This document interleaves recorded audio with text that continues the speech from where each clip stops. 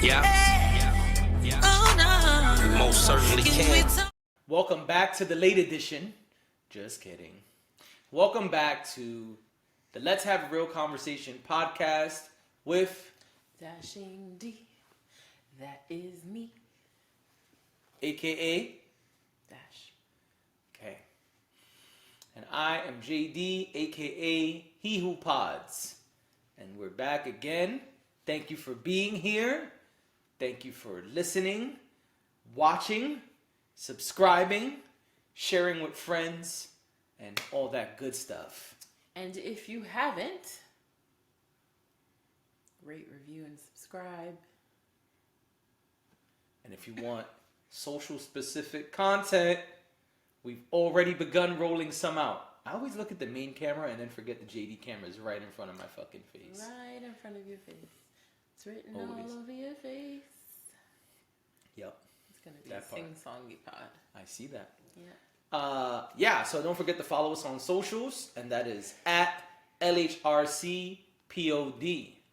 At LHRCPOD. We've already begun doing social specific content, which means you won't be able to hear it or watch it here.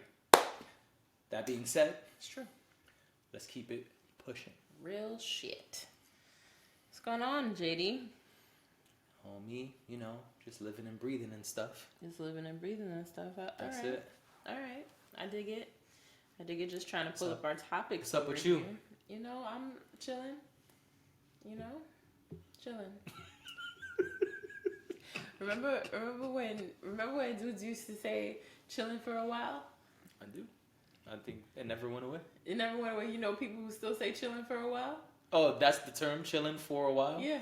Oh, no. I thought you meant, do you remember when dudes used to say chilling, comma, No. for a while? No, the phrase was chilling Oh, for no. a while. I think I missed that one. What did that mean exactly? No, I guess they were just hanging out for a little bit. I don't know, but Because that's what I would say if you invited me somewhere and I showed up, but I'm staying for an hour. yeah. Be like, what up? Only chilling for a little bit. Yeah, no, they wouldn't say it like that. They would say it exactly how I'm saying it. Chilling for a while. I don't know. I never heard that. Did you hear that? Are you familiar with people saying Chilling for a while. chilling for a while? Mm-hmm. That should be the name of our episode, but unfortunately, we don't name our episodes that way. Ha ha ha ha. I mean, we can. Nope. Well, You know the episode title this week. you're right. Predetermined it this time. Well, let's start there. Oh, she got me. I wasn't ready. Let's start there. Pump it up. Pump it up. Just blaze. I thought you were gonna keep going. I mean, I also know that YouTube is gonna flag it if we keep Right. going. I know. I get into So- trouble all the time for my music. Anyway, Yeah. so Joe Budden. Big Joe. Joe was named the #1 hip hop media person or mogul by Complex very recently. It's a full circle moment. Yeah, that's what everyone keeps saying. And so there's like promo done of Joe sitting on a throne, and people are intrigued. There's a lot of hate coming out from other podcasters in hip hop media, quote unquote. I mean, That was something they discussed recently on JBP. mm-hmm. And it's interesting stuff. But yes, it is a full circle moment. Many people know that there's been lots of turmoil between Joe and Complex over the years. Or so that's what's been said publicly. Mm-hmm. But we know Joe did not leave there on great terms. No, he didn't. And It's nice of him to be acknowledged by the same place where he, you know, kind of planted some of the seeds to get to where he is today. yeah, absolutely. So, good for him. Yes. Very, very happy to see Joe continue to rise and shine. No Yeah. pun intended. I mean, continue to pump it up, Joe. Pump it up! Continue to pump it up. And Yeah, I think it's interesting that they are using the term quote unquote hip hop media. Right. It always seems like, I know I'm going to do it. Trigger warning, it's about to get political in here. Okay. But I think it's weird that they always seem to give us our own category. Like, it's always urban media, urban. It's like now they've replaced urban with hip hop, which is really interesting to me because hip hop is the #1 genre in the world today. And so, isn't most of it hip hop media? Because JBP specifically, and there's others like in the list. If you go down the list, everyone does not only focus on hip hop in the things that they report. And I would say that even Joe Budden's podcast or network, because he does more than one thing at this point, it's not all hip hop centered. Well, I guess when it's coming from somewhere like Complex, is it that they're trying to create this other category, or I kind of feel like it fits for this particular thing. Mm-hmm. I totally understand what you mean. I do not like the term urban when used to describe anything that is remotely black. Right. So I hate that. The award shows do it. Yeah. There are a lot of places. Like just say black. Where it's called urban. Yeah, just say black. Urban is supposed to mean, even when they use it like to talk about inner city, quote unquote. Yeah, and things like that. Like just let's we're all adults here, right? Just say black. Just say black, or just say black. Keep it real, because that's what they mean. Of course. Regardless of how we interpret it, the people putting those stigmas and labels on things, by saying urban or saying hip hop, they mean black. They do. So, but I think when it comes from Complex, where a big part of what Complex does is urban, hip hop, black, is of the culture, is about the culture. Mm-hmm. I don't think they're wrong in calling it hip hop media. I actually think it's really interesting to put those two things together. Hip hop and media. As soon as I heard it, I was like, oh, I get it. Because it's one thing to call things hip hop, but hip hop is not just a genre. No, it's a culture. Hip hop is a culture. Hip hop involves music. It involves clothing. It involves dance, culture. graffiti. It involves art. It involves people. There is a very social aspect to hip hop. It's a lot of things. So hip hop being an umbrella, I think it makes sense to call it hip hop media because it allows for you to take into account all of the things that fall under the umbrella.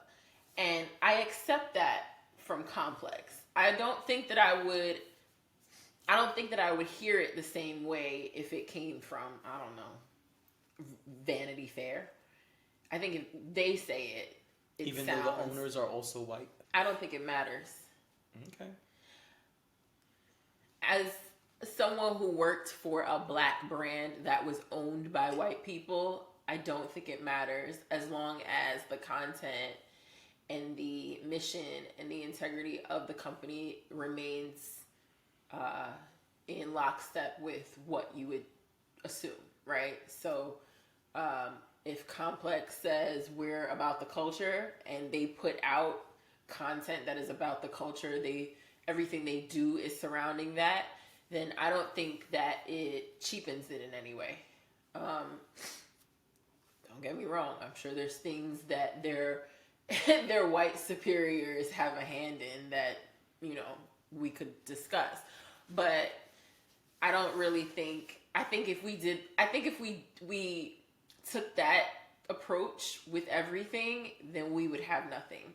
Well, that's why I'm asking. So you're saying that as long as the brand identity and the things that are tied to the brand are in line, then it's all good. And then I think we still consider it. I think we can still accept it and receive it. I think if the right people are in place, because we've talked about this before, just because you run a company, own a company, doesn't necessarily mean that you are the heart of the company. That's true. It's the people who work for you, the people who create what the public sees. Those people are the ones that are the heart of the company. So I'm okay with that. Because again, I don't know how much we would have if we didn't allow for that to happen. Because the reality of the situation, a lot of black shit is owned by white people. This is true. And that may not make us feel good. And that may be speaking to a larger systemic problem, right? We know that. But it's kind of the world we live in. That's why I asked, because I feel like I first of all, I appreciate your perspective and what you're saying. I think that's a good way of looking at it. But I also feel like we very often are labeled and stigmatized with these things that they create, not us, because we didn't create the term urban media or urban living or urban any of that. That's their term, and I feel like that's what they're kind of trying to do with this hip-hop media thing. But that was a good way of looking at it. That was like the other side of the coin. Yeah, I feel like hip-hop reclaims that. Right? It says no to urban. Like, we're not doing that. We're not. If you're gonna talk about it, then call it what it is. Don't try to, don't try to disguise it as something else. So I appreciate that they kind of just laid out there with that term. I mean, I honestly wish then that when we go to other places, like, I don't know, the Grammys or something like that, and the Grammys has kind of changed their language a little bit. It's not much. And incorporated more hip-hop and hip-hop adjacent people on the board. Yeah. So, like I said, I think we just call it what it is. And I think that's easier for us to ingest rather than, what the fuck is urban? I feel you. That's why I said it. I hate that term so much for so many different reasons. Yeah. Urban, like what? Yeah. I remember at one point I was in college taking American Urban Studies. That was my major. Because a lot of things I wanted to do focused on the quote-unquote inner city / our people, impoverished communities. And so it was suggested to me by someone at a higher academic level that I take American Urban Studies. And I was like, what the fuck is American Urban Studies? I'm studying the hood? And then that was a whole deep dive. But that's, And right. And urban has an actual meaning. It has the word came from somewhere. I just think somewhere along the way it became black. And I don't like that. I rebuke that. Except that Urban Outfitters. I like Urban Outfitters. But they're not black. No. And nothing in there is black. Well, I don't know if I would say that. Okay. Because again, like you said, hip-hop culture is infused in so many different things. Today, sure. And I think that Urban Outfitters is actually a really good example of a place where you can go there and find that. Maybe they're not branding themselves that way. But you can go there and you can find, not only can you find a Taylor Swift t-shirt, which don't quote me on that. I don't know that that's true. But, okay, let's back up for a second. Not only can you go in there and find a Led Zeppelin sweatshirt, but you can also find Kendrick Lamar's vinyl. Got it. So... But was it that way when they were conceived? When the brand started at its inception? I don't think so. I think that change came later. But this is not a fashion podcast. This is not that. So, I'm trying to think because I was actually I was obsessed with Urban Outfitters in high school. I used to take my little pennies and go buy those expensive t-shirts. And then they always had the really cool Nikes that you couldn't find anywhere else. Anyway. Sorry. They used to be, yeah, me too. That's why I said the late edition.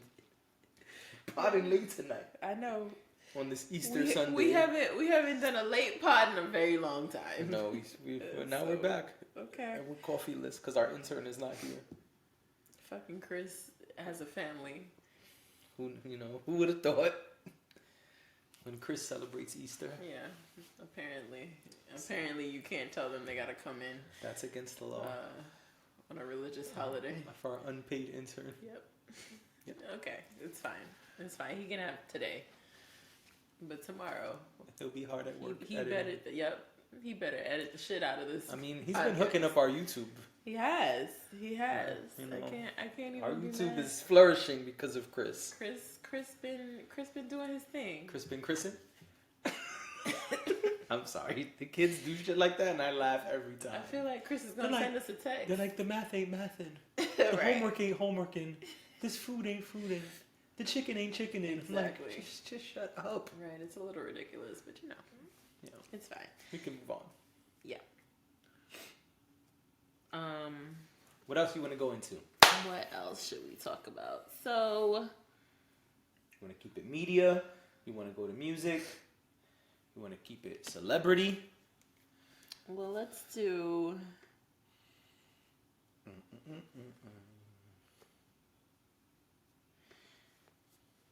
You want to talk about the No Limit TV show? You're the showrunner, whatever you want to do. Let's do that. Okay, it's quick. I mean, not much to say, but Make them say on. make them say, oh, na na na na na na na. I wasn't. You didn't even join. I wasn't expect. I didn't realize you were gonna really That's the get classics. into it. Oh, of course, Anyway, of course. Shrug, Master P has announced he is putting together a TV show about No Limit Records. We don't know, is this only the inception? Is it today? Is it the glory days? Is it when they signed Snoop? Shrug. That's what we know so far. He's in talks and putting out a TV show. It looks like, this is not a quote, but it looks like the success of the Wu-Tang show has inspired him to do this show. So is it gonna be a No Limit production? Yes. Or is it going to be in collaboration with like one of the streamers or something like that? That hasn't been announced yet. Just that he's working on a show about No Limit. Okay. So, yeah, not much information there yet. Because No Limit makes movies and things. And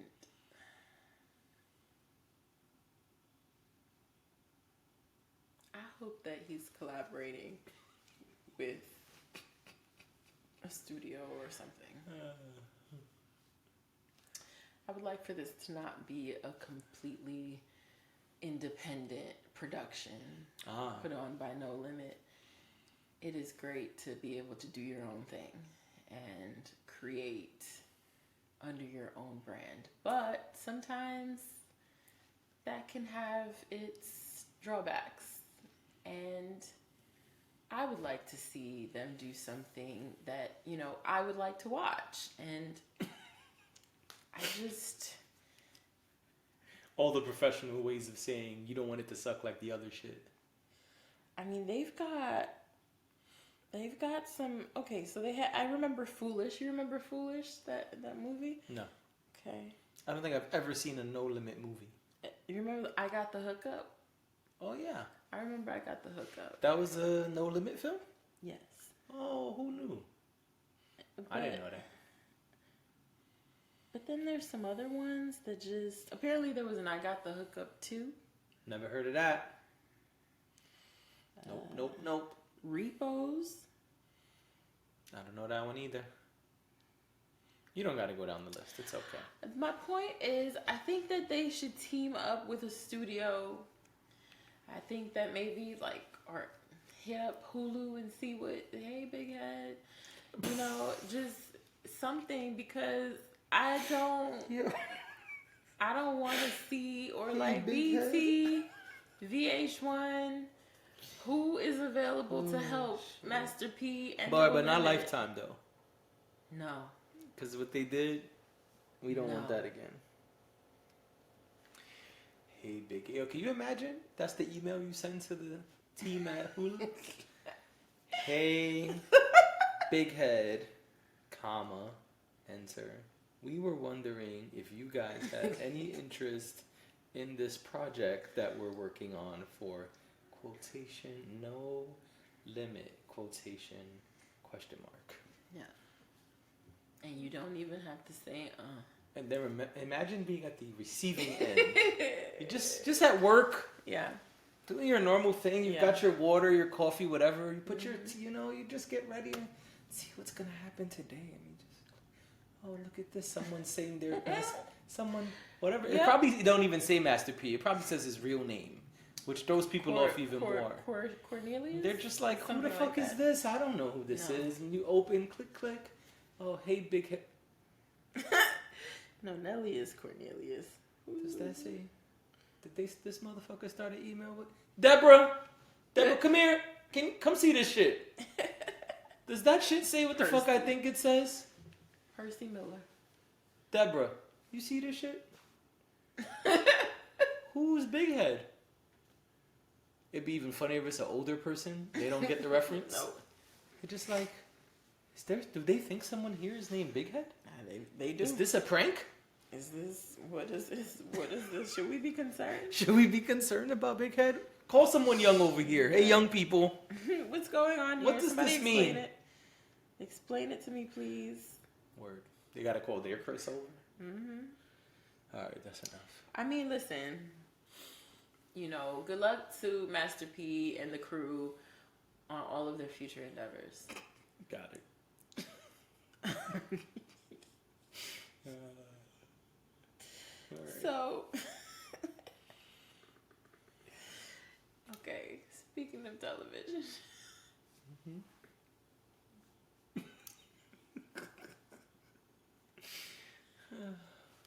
Monique, we've been putting this topic off for a while. They didn't know that, but yes, we have. We have, because it wasn't out yet. The Monique's Why don't you tell the people what we're talking about? Monique's comedy special. Where's the comedy special? On Netflix. Uh-huh. Y'all remember that same company that we talked about? How she was, she wasn't getting a deal with them, and she was very upset. She wanted all of us to boycott Netflix. Which was not happening, Monique. No, we did not boycott Netflix. I believe we sat in the closet and said we would not be boycotting. That's what we said. Netflix. And lo and behold, Monique and Netflix worked something out. I forget what the payout is, but I would love to know what the payout was. She's getting millions of dollars to... You believe that? Yes, I do. Okay. I don't think she's getting Dave Chappelle money, but I think she's probably getting a few million, yes. There are levels. So, her millions are not, like I said, Dave Chappelle's millions. And that is fine.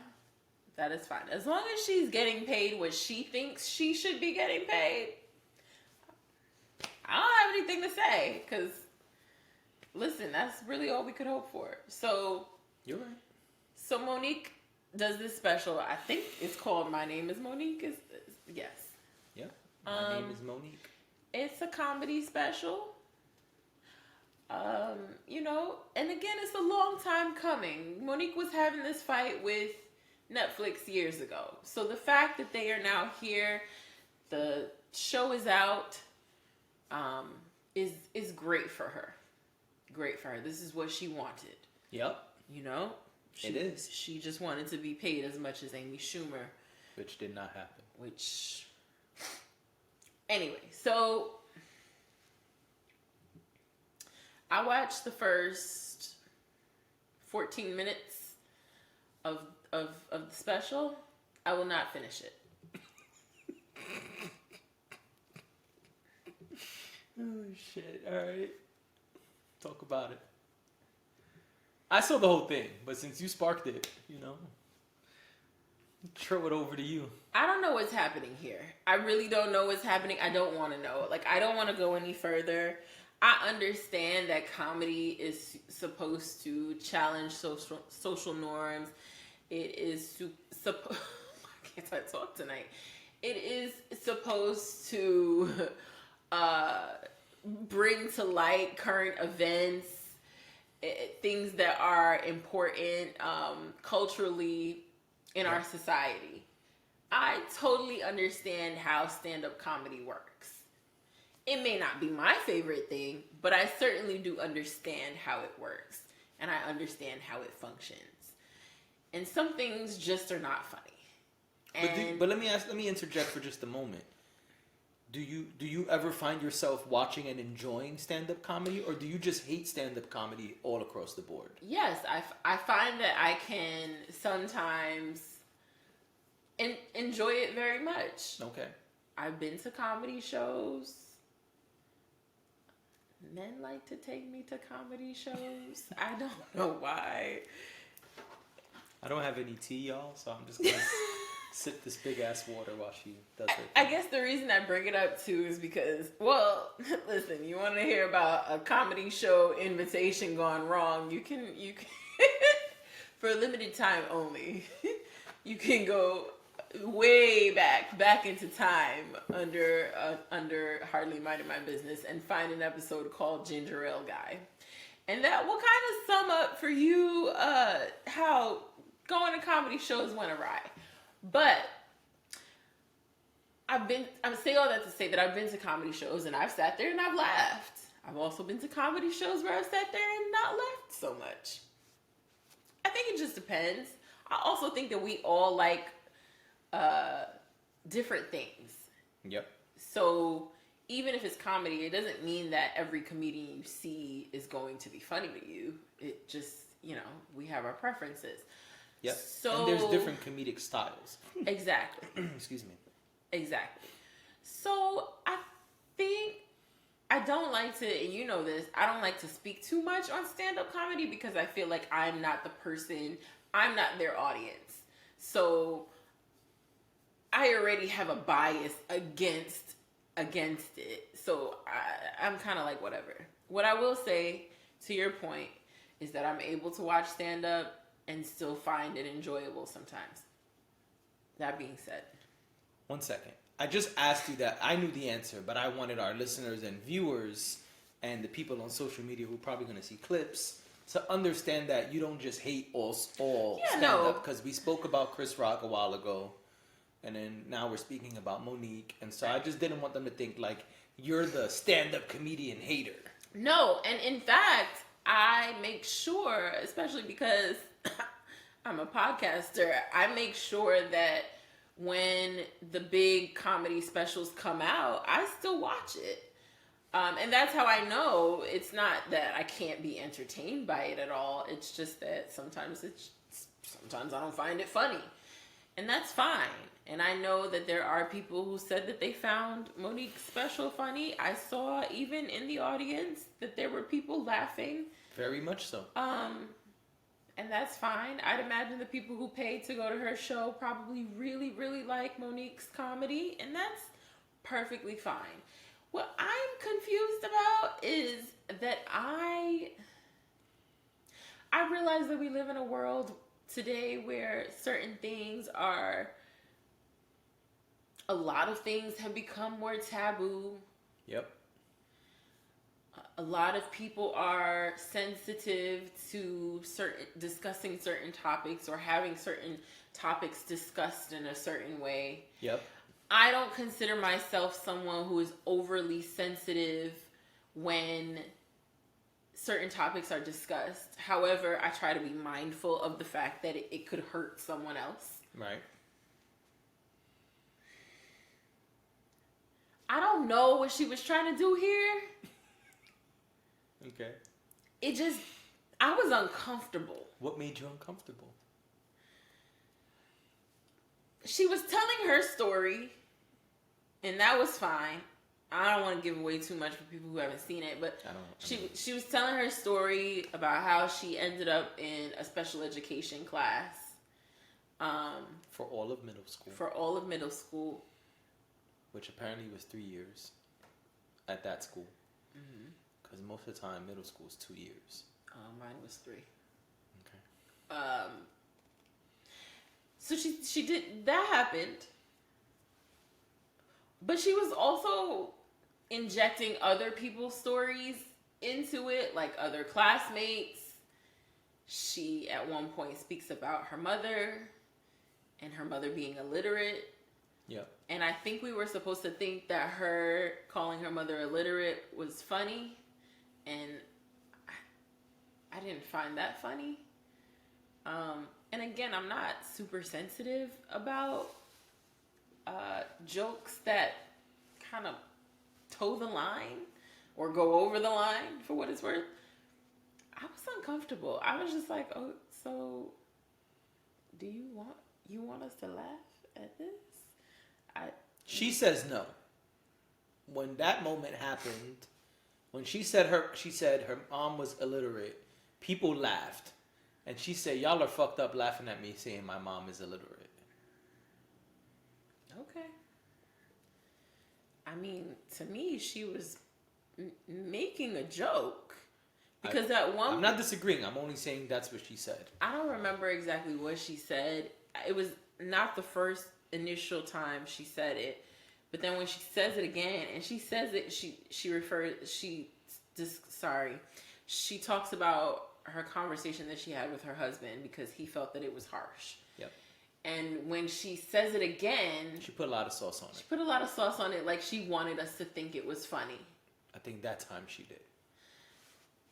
I don't know why I'm supposed to think that your mom being illiterate is funny. And I'm not saying that I don't think that there are comedians who could be really skillful about that conversation, because I think there are. She was not. It just made me feel weird. Like I was a part of a joke that I shouldn't have been involved with. You know how like you make jokes. Good example, right? Sometimes let's say you have a family member, right? You have a sibling, so you'll be able to understand this. Sometimes you have a family member that, may have a certain thing about them or whatever, whether it's a problem or just like, I don't know, some physical feature or something like that. And, this might sound fucked up, but, there's certain people you can say certain things to, right? We always say, a lot of people say, keep it in your group chat. I'm not even talking about keep it in your group chat stuff. This is nothing you would ever text. Right. But I might whisper to one of my siblings, hey, did you see so-and-so? And did you see such and such? And we'll have our laugh, and that'll be that. I think we all probably have people like that in our lives where we could whisper it to them. They won't judge us. They'll laugh with us. They may even say something fucked up back. And that is where it ends. Right. This felt like something that she should have just like joked with her husband about. Or joked with a sibling or a friend, or it didn't feel like something that needed to be the big joke amongst us all. It made me uncomfortable. The talks about the kids who were in special ed when she felt that she wasn't supposed to be there, but they clearly were supposed to be there. To me, it was just odd. It was like, okay, but are we supposed to laugh at them like the way you've spoken about them? Are we supposed to find that funny? I didn't find it funny. And maybe there is a way to do that and have it be funny, but it wasn't. Not when she did it. And I don't want to see the rest. I'm completely uninterested in seeing the rest. She can keep it. Got it. As far as I'm concerned. Okay. That is my review. Of the 15 minutes? Of the 15 minutes I saw. Out of an hour and 18 minutes. I don't want anything else. No, I'm just letting the listenership, the viewership know. And I'm letting you know, all I want to do is drink my apple juice and move on with my life. Got it. Mm-hmm. Well, I love stand-up comedy. I watch all kinds of stand-up comedy. Old stuff, new stuff, 90s, 80s, 2000s, last week. All types of comedies. Last week. All right. Whatever. I'm just saying, all of it. Mm-hmm. If I hear it's good, or if I'm curious about it, or if I'm a fan of the comedian, I'll watch it. And so, I watched it. Start to finish. And it starts very interesting with snippets, audio clips of people saying, Monique is a legend, Monique is a legend, Monique is great, Monique is that. And I was like, oh, okay, so you setting the tone, you letting us know right now, you about to come out swinging. And then she did not come out swinging. But then it switches to her people saying negative things about her. Yes. Yeah. But it didn't start with that. No, it didn't start with that. And so I also, to your point, heard all of that and was like, oh, she's coming out to discuss this shit. Mm-hmm. And then it felt almost like I was watching Chris Rock again. Because she didn't address any of that shit, really, until the last line of the comedy. I didn't get to that. The closing, spoiler alert if you haven't watched it, because I'm about to spoil everything else that my co-host did not spoil. The last line is so much of the special is her telling you things about her childhood, things about her family, things about herself, to get you to understand, quote unquote, who she is today. And so that covers racism, relationships with people in the LGBTQ plus community, schooling, relationships with men, all type of stuff. It's all then to now. Because her theme is like, I'm trying to show y'all why none of this shit bothered me the way it would have bothered other people. I'm not saying that I believe that or that it's true or not. I'm just telling you that's the point of what she's doing. The last line is, so she's saying, she keeps telling you, like, this is what I went through. This is what this person taught me. This is what I understood from this, what I understood from that. A special education taught me this. My second husband taught me that. My current husband taught me this. My first experience sucking dick taught me that. Being the star of the Parkers taught me this. All these different things. I'm telling you. I'm just telling you the other hour you didn't see. And I'm receiving it. And so the end is. And so, yeah, when people were up here talking shit and coming at me and talking about you not Chris Rock, you not Dave Chappelle, you not Amy Schumer, you know what, they right. Because I am Monique. And that's how the special ends. I say that to say, look at how the special started with the clips of what we were waiting for her to respond to. Very similar to Chris Rock.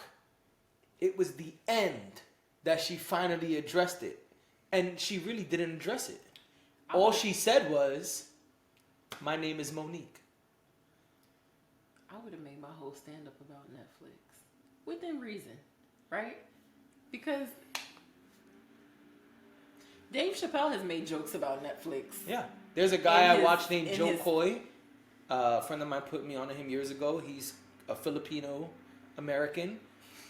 And his most recent special that came out last year, he has an entire bit about how Netflix refused his first comedy special and he shot it on his own and they still tried to refuse it. He's dissing Netflix and he said, and I know executives are in the crowd.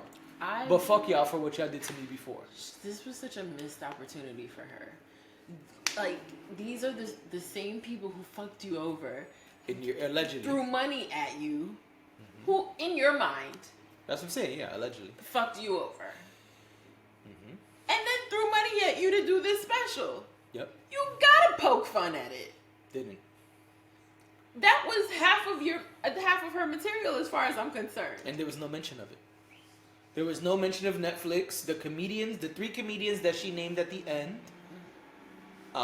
that's the only time we hear about them. And maybe... She didn't respond to this. Remember we covered how her and D.L. Hughley had a back and forth? Also not mentioned. Yeah. Not saying she should have, but these are just the things that you're waiting for after all that's happened over the last couple years. Yeah. You're like, oh, okay, she's going to address the 3 comedians. Maybe she'll bring up D.L. Hughley. Maybe she'll bring up the rumors with her husband, open relationships and different things. The only one she really touched on was the stuff with her husband, and that was small too. Yeah, I don't know. I don't know what I wanted from this, but I don't want this. It was interesting watching. I am not easily offended by comedians. I like I said, love comedy and watch all type of stuff. Today, a lot of comedians like to either tiptoe and dance around the hot topics, or like you said, that the topics that toe the line, excuse me, or they just skip them completely. Monique spoke about racism, spoke about gayness, used the term dyke, spoke about her family being LGBTQ. And so all the things that a lot of people, I mean, trans was not mentioned. So I'm saying that because there's a lot of debate about the trans community versus comedy and comedy versus the trans community. And so that was not mentioned. But a lot of other topics were that are hot topics today. And so, yeah, she covered her ground as far as that goes. But there was nothing groundbreaking here. It was more of her, I'm telling you my story, which is fine. But it also wasn't really funny. And that's where my criticism comes. The whole point of art, which is what comedy is to weave in truth, lessons, all of these things you want to do, tell your story, say new things about your story. All of those things are cool. And everyone does it in different ways, and that's fine. Whether that's dry comedy, physical comedy, you know, there's all these different styles. And all of that is fine. However, it still has to be funny because it's comedy. Right. It's my same issue with, like, the Jordan Peele movies. That's his name, right? Yep. He wants to do all of these different things in his movies. It's like, I'm going to teach you about the perspective of black people. And then I'm also going to show black people what we should be doing. And then I'm going to show them how the world paints us in different ways and makes us the bad guy. But what kind of movie was this supposed to be? Oh, you called it a horror movie. There's nothing horror about this movie. Yeah. Zero horror. That's my problem. This wasn't funny. Yeah. I think I laughed twice and probably have one good laugh. I should not laugh twice in your hour and 15-minute special. Hour and 18-minute special. And I'm okay with the wild shit. Yeah. Saying like, oh, this nigga's really retarded. Or saying like, whatever, all the stuff, I don't want to say all the stuff she said, but saying the things that would shock other people and people who are quote unquote highly sensitive would be offended by, I'm okay with hearing that stuff. Now, afterwards, we could have a conversation about should you have said it, how's people going to react, whatever. But me taking it in, I'm not offended.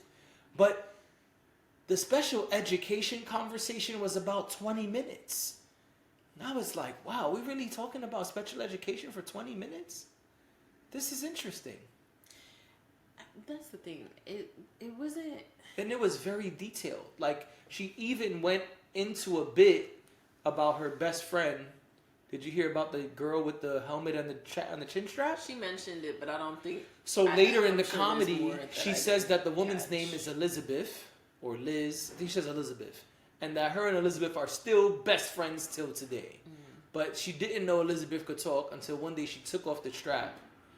Like, she called her into the bathroom and was like, 1 minute. And when they both in the bathroom saying their goodbyes, Elizabeth went like this. She said, as if to tell me, bitch, give me a minute. And she took off the chin strap and took off the helmet.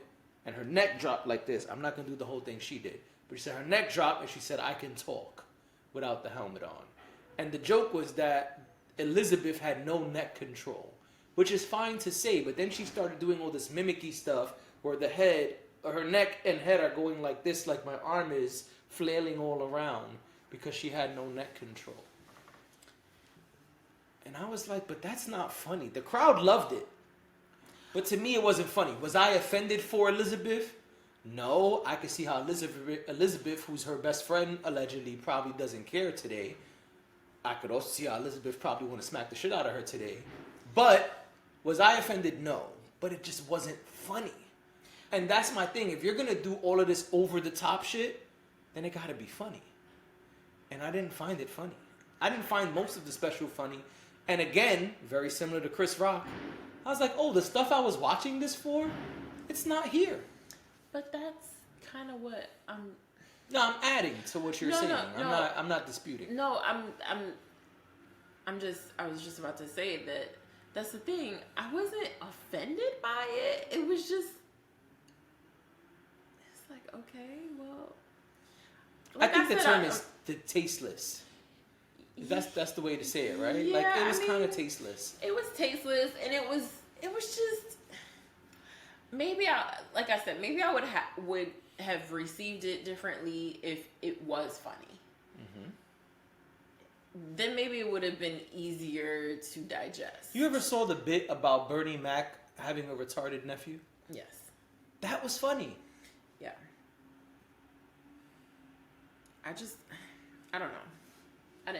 I'm not finishing it. Don't blame you. Don't think you missed anything. And if you at home listening and watching, or maybe you're not at home, maybe you're on the treadmill right now, or maybe you're driving on your way to work right now, but if you haven't seen it, you're not missing anything either, in my opinion. No.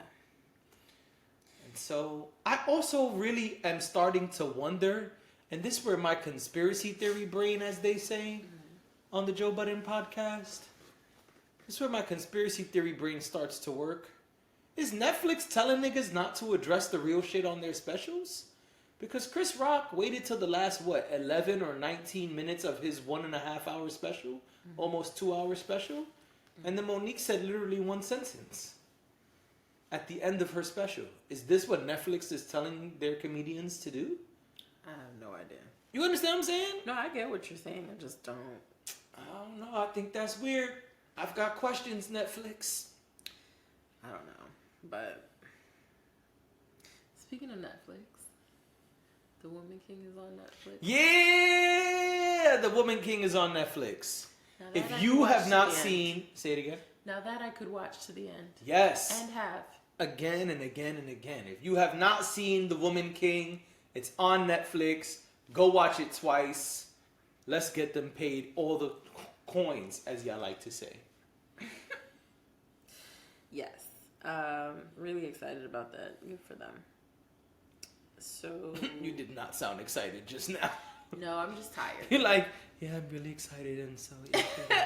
Yeah, tired. Just so excited. It's just, I just... Even your body language was like, yeah, I'm just, I'm only here so I don't get fined. Yeah, so we mentioned that Succession was coming back.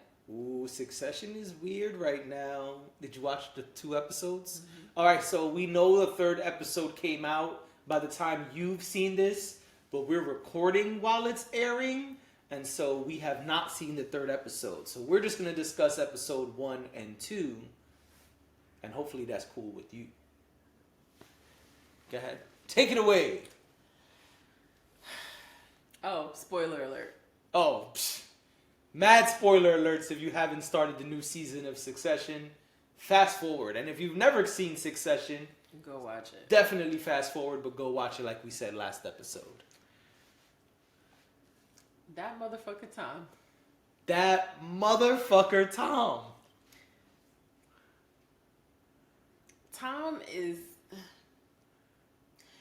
All I keep hearing in my head when I see Tom or I see Shiv or I see anything surrounding their relationship, all I can hear in my head is gotcha. Listen. Their relationship gotcha, is bitch. So interesting because it started off as this House of Cards dynamic where we not really fucking with each other the way most couples are. We're here because we see a lot of power plays and we're hooking up to take over the world. Yeah. However we see fit as a couple. But just like House of Cards, sometimes one motherfucker has too many of the cards. Yeah. And so that other motherfucker starts thinking, you know what? Maybe I should play this one card I've got left. Because they're not expecting me to play this one card I've got left. Yep. And that's what Tom did at the end of last season. I mean, Shiv started treating him bad. And here's the been treating him bad. Yeah, but there's a difference between... I know, she's like on his wedding night, like, yeah, I fucked some dude yesterday. There's a difference. And I don't love you, nigga. Right, and my thing is when you even though I don't love you and you love me and you know I don't love you, bitch, you not going nowhere. But when you have an agreement with somebody, now let's go get married. right? All right, I'm sorry. When you've established an agreement with somebody, or you've established what the terms of your relationship, The terms and conditions, right? at the point where you renege, you leave the other person vulnerable. Oh, absolutely. So and hurt.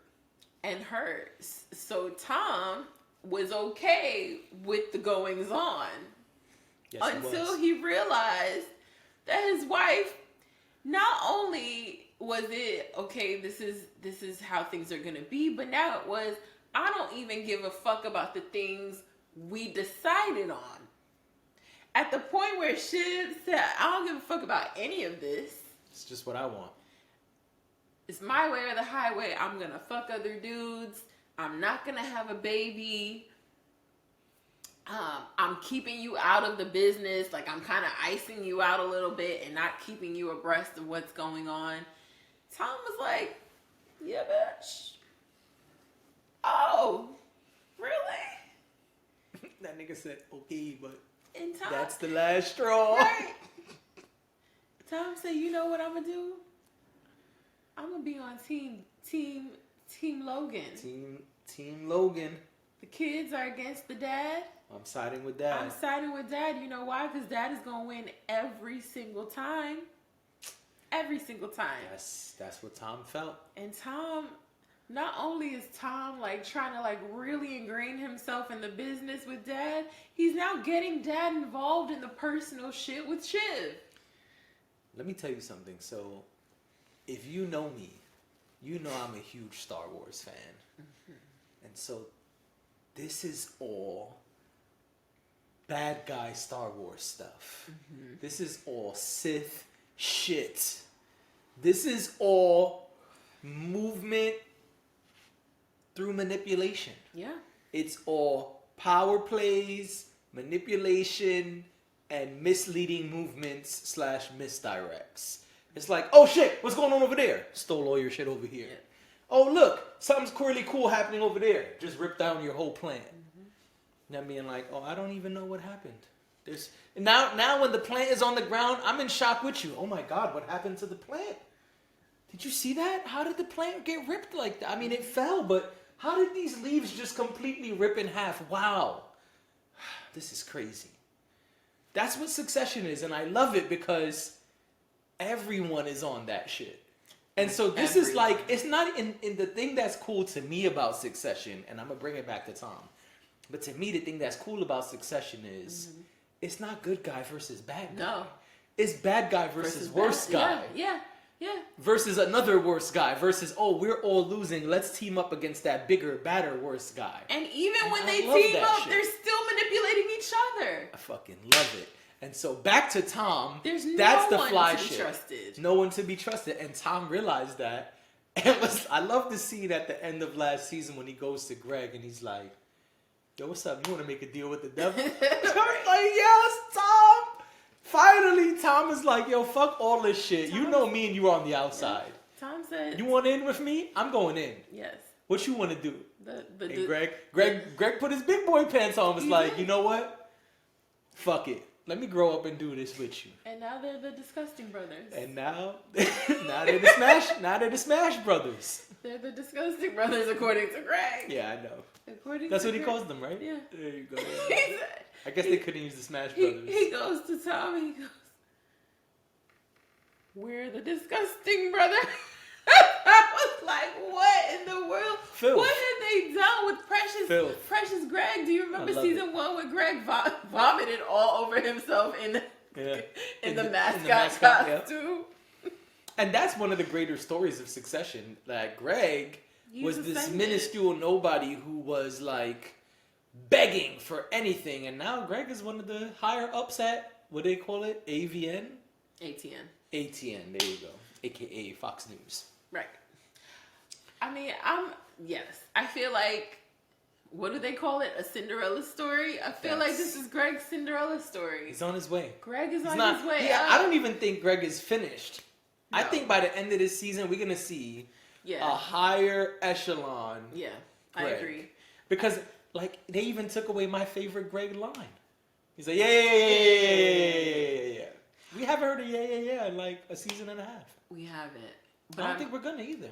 I'm hoping that I think the one thing that's missing for Greg is that Logan still doesn't respect him. I mean, who does Logan respect though? Yeah, but he treats him like he thinks he's a doofus. Well, because Greg's a doofus. Yeah, but in Greg's ascension, that's got to be part of it. He's got to move. I think that's the final piece of his puzzle is him, and I think that will happen. I don't know how, but I think they'll do that. I think that they'll put him in a position to where Logan finally sees him in a different way. It doesn't mean that Logan thinks that he's great or he's at the top of the totem pole or anything like that. But I think that's the one thing that Greg is always like. They were at the party in episode 1, and Greg's like trying to lie about.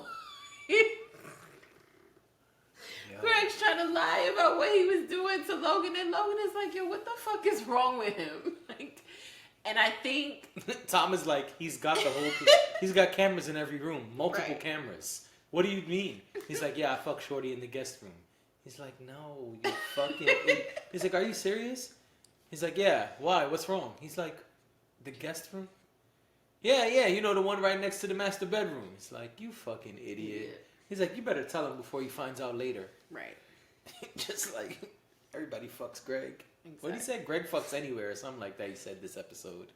Yeah, so I'm just curious to see if there will be a moment where the two For of them, Logan to respect maybe Greg, respect is a strong word. I know you mean a piece of respect. You don't mean like respect him as an equal. I think for Logan to respect Greg, he probably have to like fuck over Tom and everyone else. Yeah, and I kind of feel like that's coming. That might be a part of this story because there's got to be a reason why. I think it's so interesting that our conversation is about Tom and Greg, but I mean they're kind of the stars this episode, this season so far. There's got to be a reason why Greg is still on because remember. Kendall tried to get Greg on his side. Yeah, and Greg a while back. Greg was flip-flopping. And Greg was there until Greg was like, actually, this doesn't seem like a sure thing. Right. So I'm going to just go on right back over to Uncle Logan because that's the person who, because everybody started to realize that Logan will win every single time. I mean, maybe that'll change this season. I don't know. But it is the final season, as allegedly. far as we know, Logan wins every time. And those kids better be ready because they are playing a dangerous game. And so that's the interesting part about these first 2 episodes. Mm-hmm. We see in episode 1 the kids outbid Dad, which is a very weird dynamic. But anyway, they outbid Dad and get whatever the other rivalry company is called. And then he gets mad pretty much how the episode ends. Mm-hmm. And you see Shiv and Tom are going to officially get divorced. And then now this episode, we see betrayal within the kids. Yep. Kendall gets a phone call. So Shiv actually starts by doing, like I said, master manipulator behind the scenes shit. Mm-hmm. And she brings it to the brothers that she's teamed up with. And then at the bar, Ken gets a phone call and he decides, you know what? I'm going to do my own thing now. And so it looks like he's siding with Shiv, but they don't really know why. Right. Because he is siding with Shiv for this moment, but they don't know why. And then good old Romulus. I mean, first of all, Connor is wild.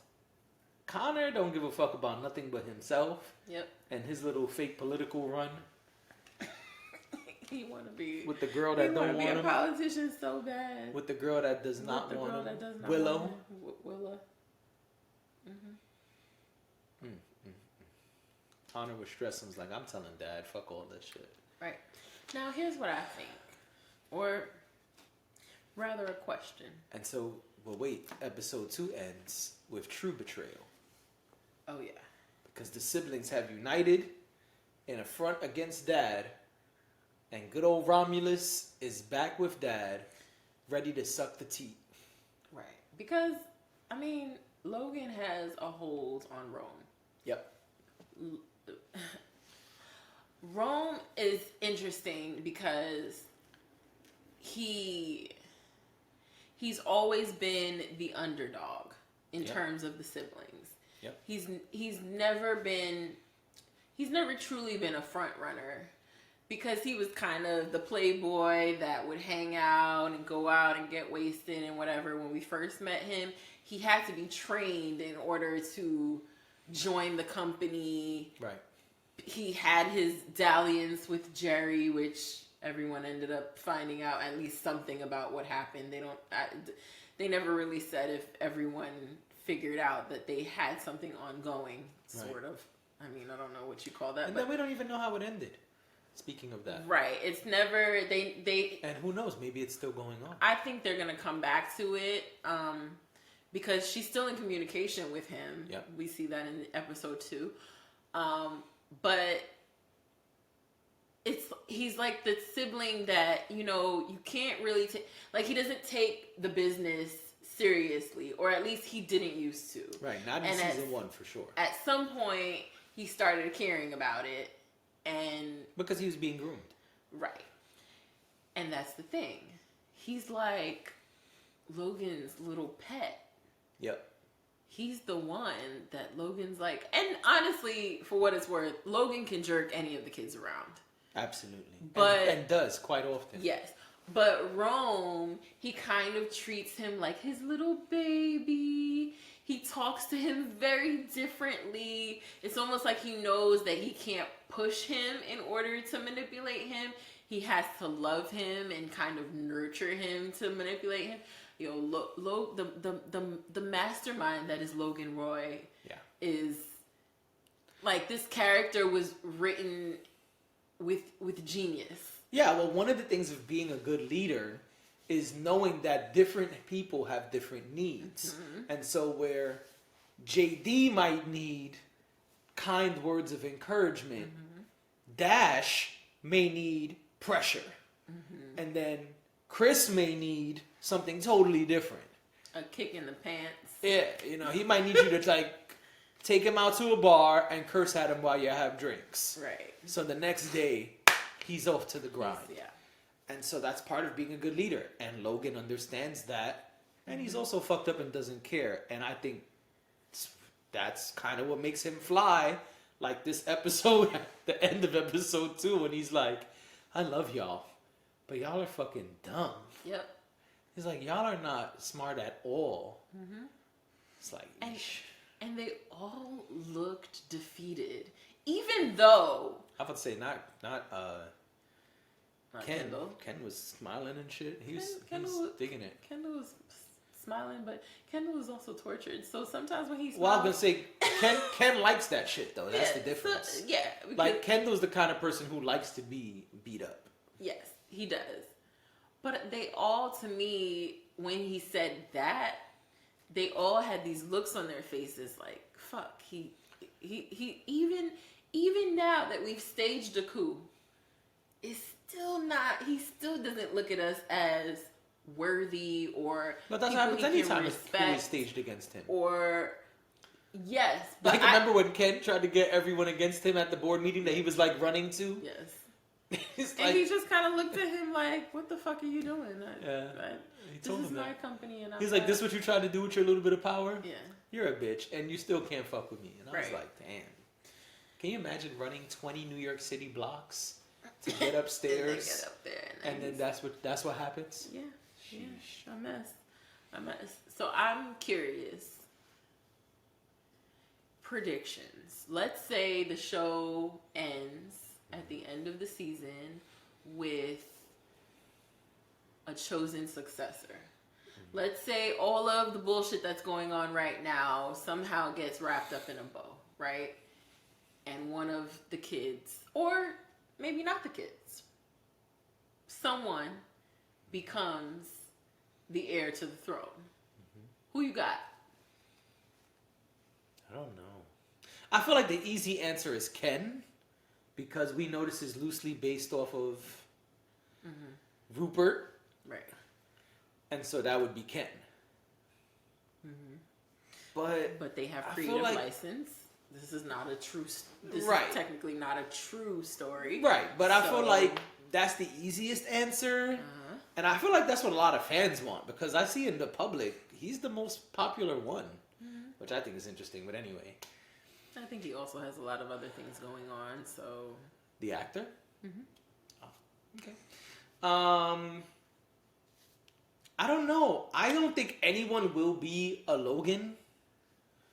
I think the closest who's like cold and meticulous is Shiv, even though she fucks it up a lot of times when she tries to do those type of things.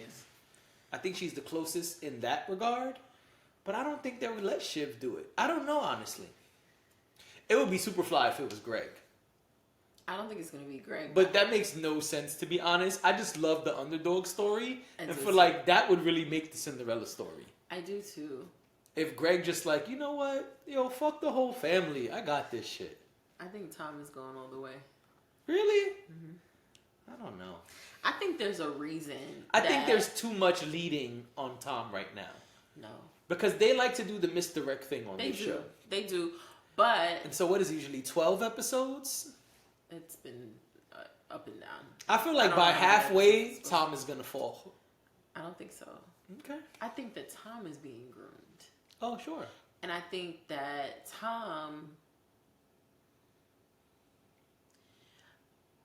I think that the situation with Tom is that Logan knows that he could still play Tom like a puppet. So he doesn't have to worry about being double crossed when it comes to Tom. Okay. I'm not saying Tom wouldn't. I'm just saying I don't think Tom poses a threat to Logan.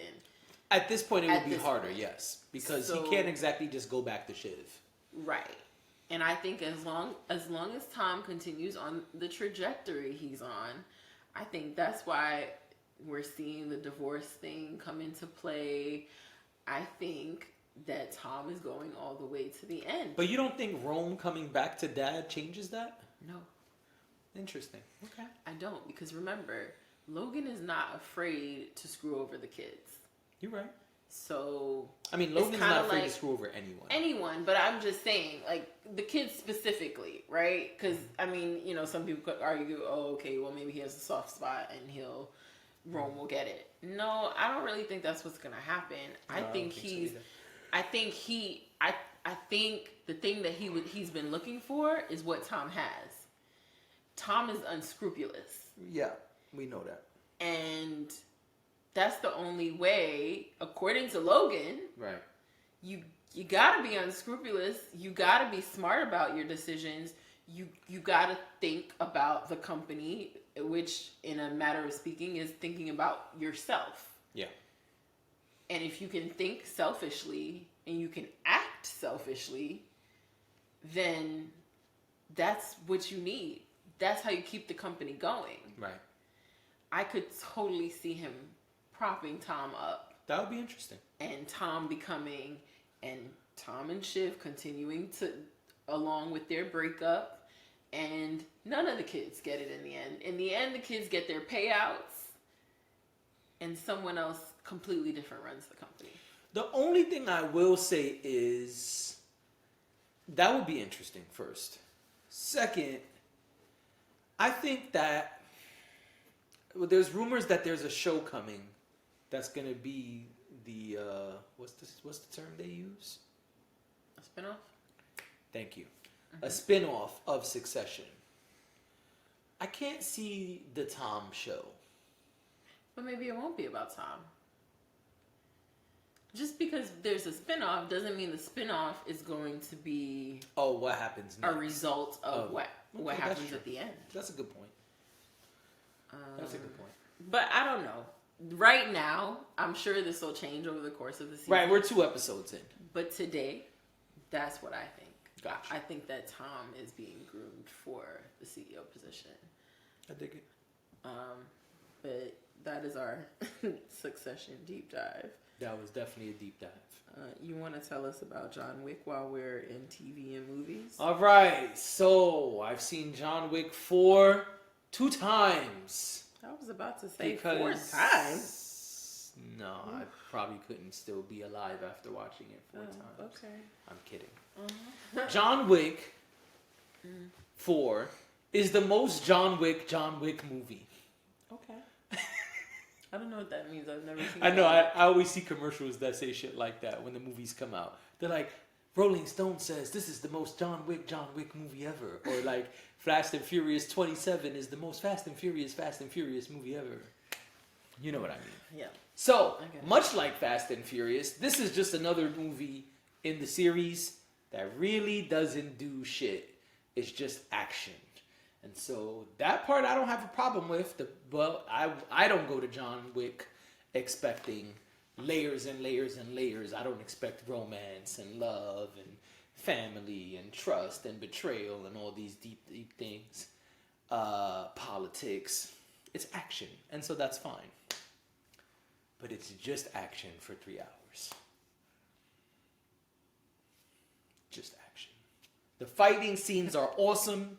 You could see Keanu Reeves and how much he trained for this film. Mm-hmm. There's tons and tons of jujitsu in this film. Mm-hmm. You see him taking people down to the ground a lot. And Donnie Yen is in it. I love Donnie Yen, and so it's cool seeing him in it. He even did one of his famous things from another movie. Mm-hmm. And so it's awesome. He plays a blind guy. I feel like he's on this typecast role now where he's this blind martial artist in a couple films. Like, that's his role now. It's weird, but whatever. So Donnie Yen is a blind martial artist and assassin. Okay. He's one of the people helping hunt down Keanu Reeves' character, John Wick. And so John Wick 4 apparently has done awesome in the box office. It's fine. For me, I say all the time, most movies don't need to be 3 hours. Mm-hmm. There are half-hour fighting scenes multiple times in this movie. JD comes to kill Dion. JD and Dion are fighting for a half hour in different parts of this building. Me versus you. Then your family comes. Then my family comes. Then a group of people come to kill all of us. Half hour. Multiple times there are fight scenes like this. It's weird. It's unnecessary. The director came out and said, we couldn't have made such a groundbreaking, awesome final film with the original time length that they wanted us to use. Mm-hmm. Yeah, he lied. They could have cut mad shit out this movie and trimmed it down to like an hour and 40 minutes. Like, it's all fighting. It's a goose chase. That's all it is. Which is the same as the other films. Is why I said this is the most John Wick movie ever. Okay. And so it's Keanu Reeves' character getting chased, and everyone's trying to kill him. 3 hours. 3 hours. Oof. It's like 2 hours and 47 minutes or some shit. It's 3 hours. And they had the nerve to put in an end credit scene, which also did not need to be there. And so I thought the end credit scene was going to do some Marvel shit, and then they were going to say, like, the next film is focused on what the end credit scene was. Apparently not. They have announced they have re-signed the studio has approved 3 more John Wick films. Oh, so in the franchise, but definitely one more at least with Keanu Reeves, which is very interesting because Keanu Reeves' character dies in the movie, and so there's even a grave and everything. Oh, okay. But you know, we never saw a body, we never saw anyone get buried, and so you know the rules of the movies is no body, no death. No death, yeah. So, I mean, I learned that. And who knows? Maybe it's going to be a film about the past, John Wick 5. Maybe. All possible. I don't want to see John Wick 5, but I will because my best friend loves John Wick, and so I go with him. Okay. But for me, this didn't do anything extra fly, except you wanted to see fighting and shooting for 3 hours. You did. Okay. You saw fighting and shooting on horses, in cars, on motorcycles, on steps, in buildings, with swords, with guns, all type of shit. Interesting. One cool thing, they kind of, in my opinion, took something from a Christopher Nolan film. Christopher Nolan has a film called Equilibrium, and they do something in that film called The Gun Kata, And basically the idea is in martial arts, a kata is a very specific set of moves.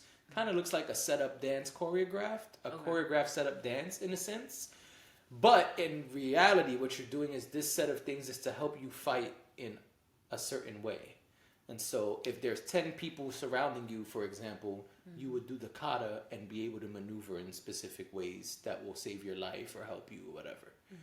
The gun kata is similar in Equilibrium, which is the Christopher Nolan film I'm referring to.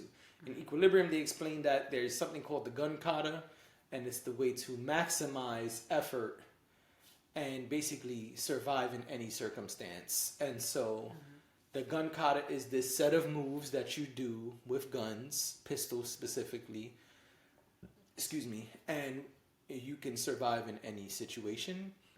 And so at the end of Equilibrium, there's a scene where two people who are masters of the gun kata fight. And so they're trying to do all this fly gun shit, and it looks like a martial arts gunfight. And they do something very similar in this John Wick film. I was like, oh yeah, I watched Equilibrium. I thought that was cool.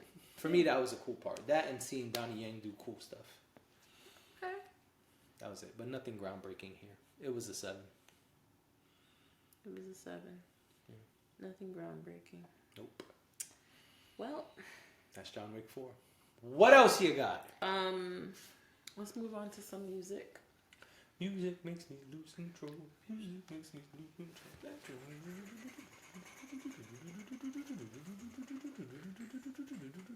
Now I've joined you in all your music antics. You have. How'd you do that? You manipulated me. Yep, just like Logan. I was about to say, you fucking Logan, you.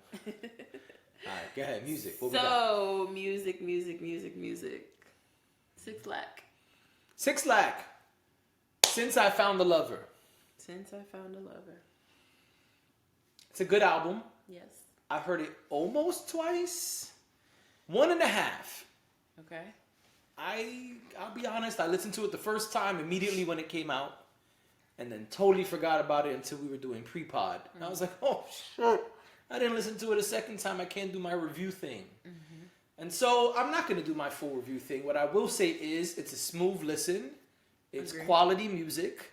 And there are some familiar samples on there that you'll recognize from other songs that are big records. I think it's a good project by Black. It's a full-length project. It's not an EP like what the last project was, which he was criticized for. I hope, and I'm trying to be positive here, I hope that we see more support and more push from his label. First week numbers show he only did, 10,000 copies, 100,000 copies? I'm not sure. I think it's 10,000 copies. The point is, Black is a multi-platinum artist. It does not look like this project is going platinum on the trajectory it's currently on. And so I hope that we see more push from his label. He was their first big artist. He was doing big things before Summer Walker was there, before Division was there, before these people were household names. We knew Black. And so I hope that they are not just shelving him and kind of just being like, all right, dude, whatever. That's my hope. I don't know what's going to happen. I'm trying to be positive. Sometimes things are slow burning. 20,000. 20,000. Okay. Yeah. 20,000 is not spectacular for a multi-platinum selling artist. Right. Black goes platinum every time they come out. He comes out, and it doesn't look like that's going to happen with this project. Apparently, East Atlanta Love Letter did 77,000 the first week. Yeah. So it's quite a drop. Yes. And so I don't know if it's being considered a flop yet. I don't even care what they're considering it. My hope as a Black fan and as a fan of quality music, which is what I think this is that they will push and we will see a rise in his output for, videos and promo and touring and stuff like that. But again, I listened 1.5 times. I think it's a good project. I think it's a smooth listen. like nothing I heard made me feel like, oh, what's this? Ugh, change this. It was a smooth play, and definitely something I'd enjoy and listen to again. Easy album to have in the background, kind of just, Yes, I do have one critique. Okay. Sorry. My one critique is the sequencing of the album is weird. Okay. I do think, although it's a smooth listen, they could have done a better job of the way they put the tracks together in the numerical order / sequence. Okay. There are some times when there's a really up-tempo track or a track that has high vibrations, as the kids say, and the next one is like really low. And so it's like these kind of opposites that come back to back. And so I don't know why they did that. It's a little weird. It's not the end of the world. It's still a good project, but I wonder if moving the order around would increase the listenability of the project. Yeah. That's my only critique. Okay. Back to you, Jim. Yeah, I thought it was a good album. I thought it was a good album. I don't know. It's a good album. I would like to listen to it again. You heard it how many times? Once. Okay. So I would like to listen to it again. Like I said, I think it's good. He's like vibey enough that you can have him on and kind of, go about whatever you're doing. And I think in that sense it is low vibrational. Where you can kind of, it's not distracting, but it's still pleasant to the ear. So that would be my assessment of it. I feel like I need to listen to it a little bit more. It's not an album that I heard and was like, man, I'm gonna be listening to this for a long time. Okay.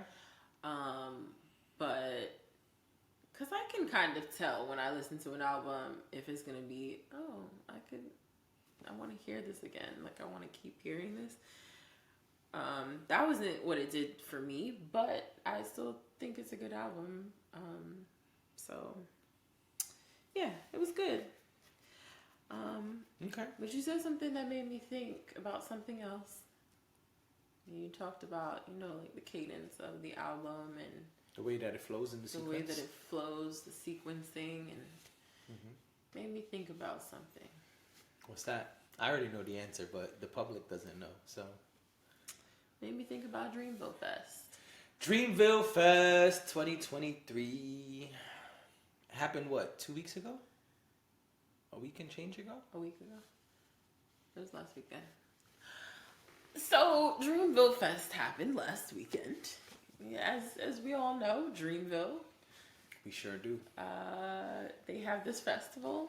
So J. Cole is in charge of Dreamville. It's his label. Yep. And it is his festival. It happens in Raleigh, North Carolina. It happened in Raleigh, North Carolina. It's a two-day festival. And so Usher was headliner of day number 1.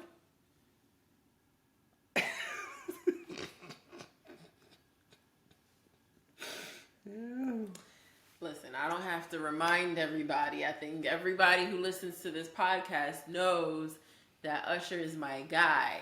Okay? I love me some Usher. I have loved Usher since the beginning. Okay? And yes, there was an album before My Way. A lot of people don't know that. But that was when Diddy was managing him for that short period of time. So, Teeny Bopper Usher. Teeny Bopper Usher. So, I was excited because Usher. Right. And then day number 2 was headlined by, and this is how it said it on the flyer, J. Cole and Drake. Yes, they shared the line. Yep. Which apparently, which line you fall on a festival flyer is a really big deal. Oh yeah, there's like lawsuits happening and people boycotting completely. Yeah. Yes. No, this is a big deal. So the fact that they were okay with being next to each other. I mean, we know that J. Cole and Drake are friends. They are friends. They shared the byline. They shared it. Well, it's not a byline. They shared the headliner. Yeah. Space title. J. Cole came out. That's where you want to start? You want to start with Cole? I mean, because in order to talk about the two of them, J. Cole came out first. Oh, so we're skipping Usher? Or we're going to go back to Usher? It doesn't matter. We'll go back to Usher. You want to end with love. Got it. No, I have positive things to say. I mean, I just feel like whenever Jermaine gets on the stage, I'm nervous about what you're gonna say. Go ahead. I just, I don't know what it is, but he just exudes this energy, and I'm intrigued. I enjoyed it very much watching him perform. I did. Now Drake, on the other hand. Oh shit! All right. Should I move over? Should I slide out of frame like I did the one or two podcast a while back? Like, I think the difference between the two of them is there's a lot of differences. Very much so, but I think that. Never mind. That's not even important. No, come on. No, I was just gonna say. Use your platform. I was just gonna say that the reason why Jermaine drops panties is because he's not trying to be anybody. He's just being him. He's just getting on stage. And I always say this. I've said this many times on this podcast that I love watching people who make music enjoy their own music. I like when he kind of like thinks about the song that he's about to perform, and he may tell a little story about it, or he may be like, I know y'all want this one. I know y'all love this one. And if y'all been rocking with me since day one, I know y'all know this. I love the way he gets into his music. He's very no frills. We know that. Yep. But that's kind of a part of his appeal, and that's very much a part of his charm, where I feel like Drake, I don't like to compare. I don't even know how I got here, but because they're sharing the headliner space. Drake, okay, I didn't enjoy Drake's set. I enjoyed hearing music that I like. Okay. And for a long time, I was very tapped into Drake's music. I was listening to every album. I was bumping his albums like there was no other album to listen to at one point. It's not so much that way now. I got lost. I even said I was at my sister's house when I was watching part of it, and I said, wow, got to the end of this, and I immediately started to feel old because I was just like, I don't think I know this new Drake. I was like, I don't. But we've been on here talking about 21. We have, of course. Like I've heard that, but honestly, 21 Savage came out, and I was like, is that 21 Savage? Of course I knew Wayne. I knew when Lil Wayne came out. I said, oh, this is great. I like this. He performed songs that we actually like, so that was good. Yes, he did. But Drake's, speaking of sequence, Drake's set was weird. How so? The music wasn't transitioning well. Not only that, the music wasn't transitioning well. It was almost like it was lazily arranged. There are some other podcasters who have said that this was a lazy Drake performance. It felt that way. I've seen him perform live before. I've said that on here. And I had a very good time when I saw him perform live. He was also on one, Summer 16. That was a great year for Drake. Yep. That was a great year for Drake's music. Yep. One would argue this year is a great year for Drake's music. Maybe. Or last year. Because I heard the shit he put out the other day sucked. But anyway. It wasn't giving me the same energy. It wasn't giving? It wasn't giving me the same energy. It made me feel like he was trying to be young. Like he was up there like bouncing up and down on the stage and all of that. I guess I'm not really used to seeing Drake like that. When I saw Drake, he was a different Drake. And that's fine. Like he wants to be in the mix still. And I get that. And I also understand that when your career gets to a certain point, you're to some degree you might be trying to keep up with the Joneses as well, which to me would explain why Lil Uzi was that Lil Uzi? I just want to rock. I just want to rock was in the middle of his set. Now that was a weird transition. Not Lil Uzi doing Marvin's Room right after. Yeah, that was weird. And honestly, he didn't need to do Marvin's Room. I mean, after the lawsuit money, I'm doing Marvin's Room every time I perform.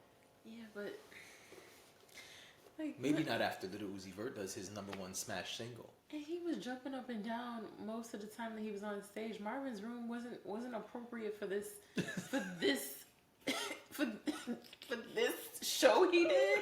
It wasn't appropriate. Jumping up and down to Marvin's Room is interesting. No, Marvin's Room is always a good idea, like at a Drake show, right? Like I'm not at all. I love Marvin's Room. I want to be clear. Okay. I enjoy Marvin's Room very much because first of all, I think it's hilarious, but cups full of rosé. All my people in here. So Marvin's Room is great in my opinion.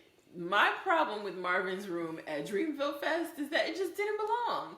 And that's okay because you know what, Drake? Your catalog is that long that you didn't need to do Marvin's Room this time. Any other time I would have been like, Drake didn't do Marvin's Room.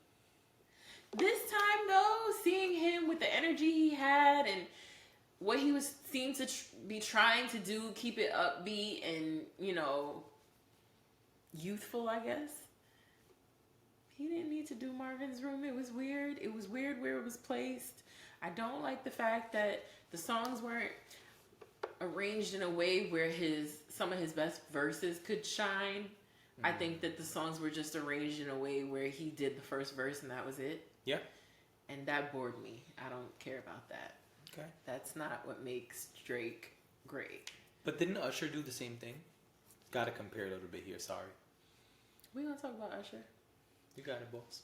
We're gonna talk about Usher. But tell me what you thought about Drake and J. Cole. Well, first of all, I have been a J. Cole fan for a long time now. And so I was hyped immediately when he started performing because he performed his first single ever, which many said to him back then it shouldn't have been a single in the first place. And he had said publicly, I didn't know shit about radio back then.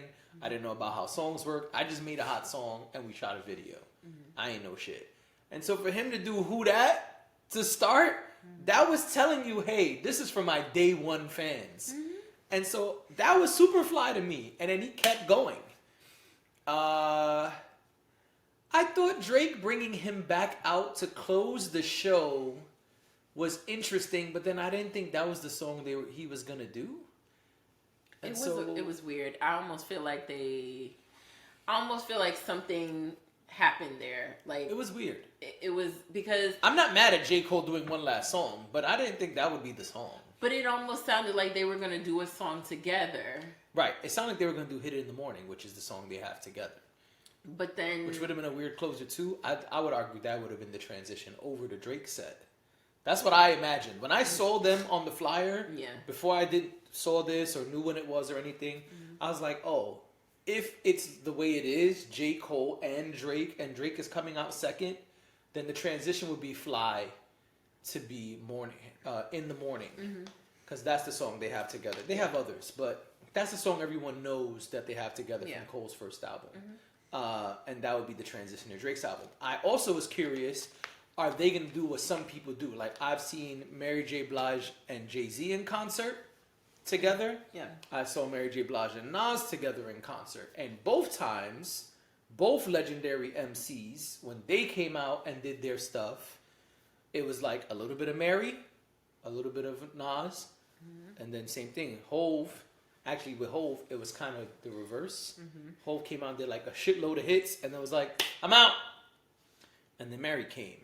And I think Hove came out and did a couple more and closed the show. Something like that. The point is, I was curious were they going to do some kind of back and forth thing. Because I could totally see like Cole doing 4 songs, Drake doing 4 songs, Cole doing 2 songs, Drake. Anyway, so it was interesting to watch. I loved Cole's set. I loved that he brought out the squad. That was very interesting. That's my first time seeing the squad because I normally listen to Dreamville stuff. Yeah. I'm not a big video watcher. Okay. So I saw all of them on stage and that was interesting to see. Yeah, I like that. Some of the guys have been with him for a long time. And so that was really cool. Yeah, some of them he brought out at the Rolling Loud show that he did. Last year, right? Yeah. In the show in the rain that we spoke about? Yeah, he definitely did. Yeah. And so that was really cool. I think it was showing us also the progression of J. Cole's career, where we started the show with my first song ever that the public knew on a commercial sense. I also thought it was super cool. He did like mixtape stuff. I was like, oh, this nigga doing Friday Night Lights. Yeah, he crazy. Killed it. He killed it. But I thought that was really cool to see the progression of like mixtape J. Cole / my first single, all the way to like now I'm a boss. This is my festival. This is my squad, and they're stars. Like people love JID specifically. I know some of the other ones like Earth Gang is getting popular. Boss has been on a long time. I don't really know where people put him. But I thought that was really cool. And then I love that he ended his set with Love Yours. That's a great Cole record. Yes. And then he brought out Drake. And so... Can we just pull over for 1 second? For... just real quick. So, I just thought it was funny. And I know Drake is from Canada, so some things might be different. Even though Drake, you let Drake tell it, he's from everywhere but Canada. But anyway, so I thought it was funny that J. Cole goes, "We're gonna bring out the squad. Like the squad is coming out. You guys wanna see the squad?" Like he keeps saying squad, and then Drake comes out, and I don't know if maybe Drake didn't want to say squad because Cole said squad, so he says, "Do you guys want the pack to come out?" He said, "I got the pack with me." And I was like, "What the fuck is a pack?" Until he started bringing people out, I thought he meant I gotta be honest, I thought he was being metaphorical and saying like, "I got that shit with me." Like, oh no, like a drug reference. No, I'm saying before he brought anybody out though, because he kept referencing like, "I just want y'all to know I got the pack with me tonight." Right, when he said... And so I'm like, oh, he mean he got a fire ass set. Like he mean like, I got a big dope set of records for y'all. I thought, my artist brain went off and I'm like, oh, he's being very metaphorical. Okay, a lot of drug references. I got it. And then he brought out Glorilla. Which was... But she didn't perform. She didn't. But I thought Pat... And then he brought out Uzi. Didn't he bring out somebody else also before Uzi? Wayne. It was Glorilla, Wayne, Uzi. Wasn't a fourth person? Maybe. I can't remember. Whatever. But when he said Pat, 21. 21, yeah. When he said Which Pat, I totally expected 21. I didn't expect Uzi and Glorilla. And I knew about Wayne because I already heard. I saw the footage recently, but I already heard about Wayne coming out. It was all over Twitter. Yeah, and I was kind of disappointed that because J. Cole did a lot, right? What do you mean by a lot? Records? A lot, the song. Oh, yes. Right. And he said 21 Savage wasn't there, so I assumed that he wasn't going to be there. That was weird. Once I saw him, that's why when he came out, because you know me, I don't know. So once he came out, I said, well, who is that man? They want to know who's that girl. But when he said Pac, back to that so we can move on. Yeah. When he said Pac, I thought he was just saying like, oh, like pack like music. I thought he was saying like I got like a two pack over here, you know, 2 new singles or something like that. Y'all want the pack? I did not think that. Is that a Canadian thing? I don't know. Do Canadians say this is my pack? To our Canadian listeners and viewers, please let us know. Is this... Because I'm not Canadian. I don't have any Canadian friends. I do not know. I thought Drake's set was cool. You about to Google the pack? What is a pack slang? Oh my gosh. I'm scared of what's going to pop up on your phone. But I thought Drake's set was cool. I am on record and on this podcast saying I'm not the biggest Drake fan. It was interesting hearing a lot of records I knew from him and a couple records I'd never heard ever. But the fans knew every fucking word. Yeah. According to Rap Dictionary, I didn't even know there was a Rap Dictionary. Me either. But according to Rap Dictionary, I think you were right. Well, the first definition is a quantity of drugs. That's the pack. And the second definition is to carry a gun. But the third definition is a group of friends or group of something. There you go. The pack. Very strange. But I forget he comes over the pond to hang out with us. I mean, he lives in LA, so I don't know if he comes over the bond, but anyway. You know what I mean. I do. Anyway, I thought his set was cool. Niggas be trying to, like, clown you a joke. Anyway. Moving right along. What I was gonna say? I don't even know, man. You were gonna say, let's wrap up this pod. Wrap it up. That's not what I was gonna say. Okay. Drake's set was cool. Oh, that's what I was gonna say. I was gonna say the crowd seemed more into his records than he did half the time. Yeah, I don't know what was going on.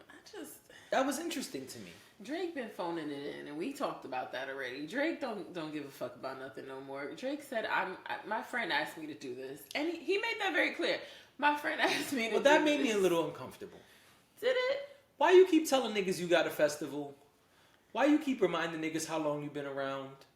Why you keep telling niggas J. Cole asked you to do this and that's why you're here? Nigga, if you ain't want to do it, why'd you do it? Because really and truly, they didn't need Drake to be on that bill for that crowd to come and for those tickets to sell. No. Usher as day 1 and Cole as day 2 would have sold plenty of tickets. And J. Cole did a phenomenal job, and the crowd was very excited about him. There was if Drake did not come out, if J. Cole came out and he did his set and then said, actually, psych, Drake's not coming out. April Fools. We'll get to that. We will get to Usher and his old ass. Some old shit right there, yo. Get to Usher pranking the people. Ridiculous. Yo, tell me you're in your mid-40s without telling me you're in your mid-40s. What the fuck? It made me think he was 50, you know. I thought so too. No, he's 44. I looked it up. After that, I looked it up. I said, well, let me... Because I was like, Usher's a 50-year-old man. Then I said, wait, let me not age this man. Let me look it up. He's 44. Anyway, if Cole said psych, and I'm the only one performing, we would have been fine. We would have been okay. Absolutely. We would have lived and we would have enjoyed another ourselves. 45 minutes of Cole, I would not have been, or an hour, whatever it was, I wouldn't have been mad at all. Yeah. But it was weird that he kept doing that. And I was going to say, and also, like, it sounded to me like a lot of people came to see the Dreamville artists. Yeah. Because I saw Ari's set earlier today, and they were singing every word and very excited to hear Ari. Who bodied it, by the way? You might have to apologize to Ari. You said you saw her perform, but I didn't I say to you? Didn't I say to you? We had a conversation about Dreamville Fest a few days ago.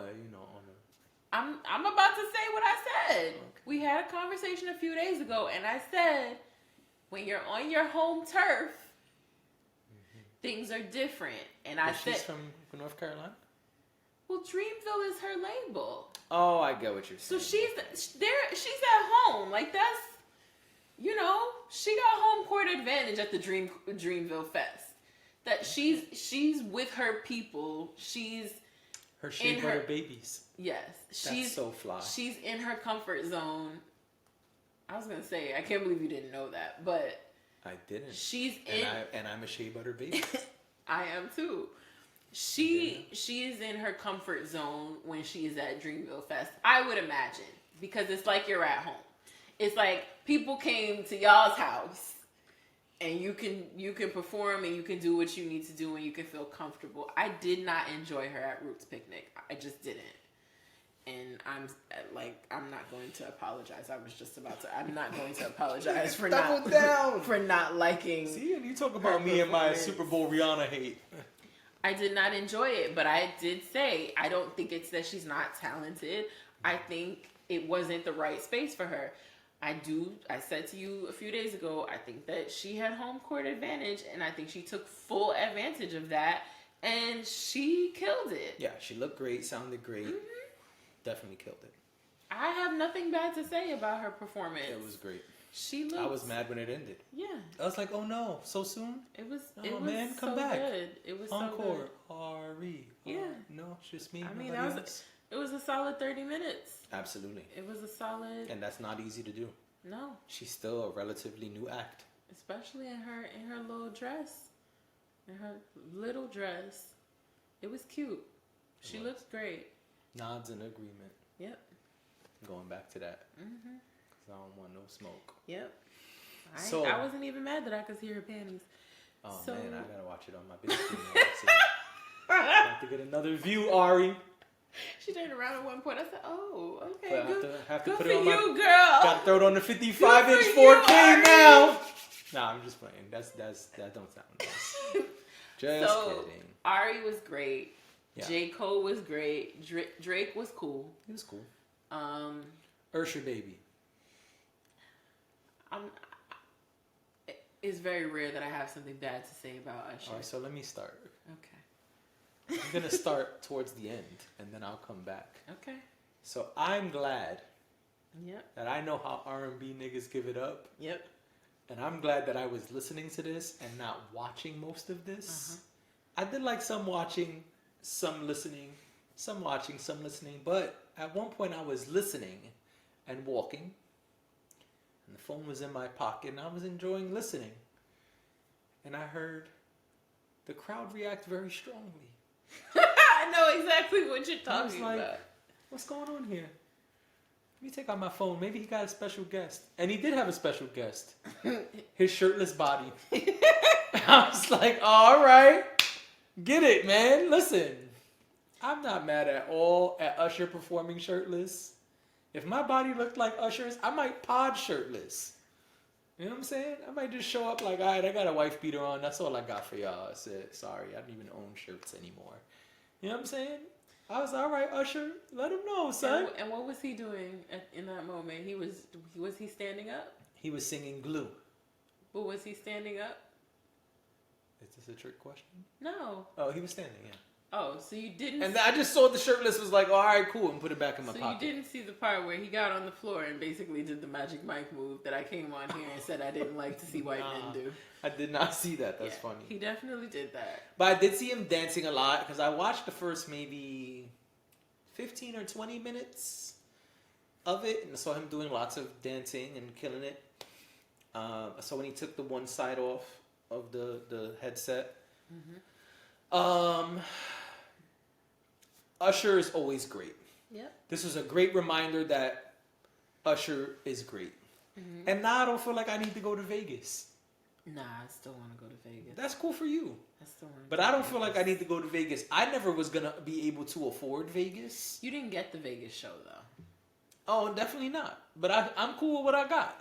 Okay. I feel like, oh, this was good right here. I'm satiated. I'm not bursting. I'm so full. But I'm like, oh, I guess I got to lay down. But I'm like, oh, okay, that was good enough. I was satiated. For me. I could be satiated again. All right. All right, ladies and gentlemen, thank you for being here. This is our pod, and we'll be back in 2 weeks. Satiate me. Yikes. So, I thought he did a good job. He sounded good. I thought his flex. I never say anything about the dancing because I feel like some people are great dancers and they work hard to maintain that with choreographers and trainers and stuff. Mm-hmm. So him, Chris Brown, Marion, Neo, all of those people who do the dancing stuff. Even though a lot of people don't put Neo in that category, I feel like he's been working to become part of that category. I never critique anything about the dancing, especially because I'm in the club doing the same old two-step. I can't do none of that shit they could do. Mm-hmm. I don't aspire to do any of the shit they could do. Mm-hmm. Everybody said that when we did our Magic Mike review. Yes. Channing Tatum will beat me on the dance floor any day.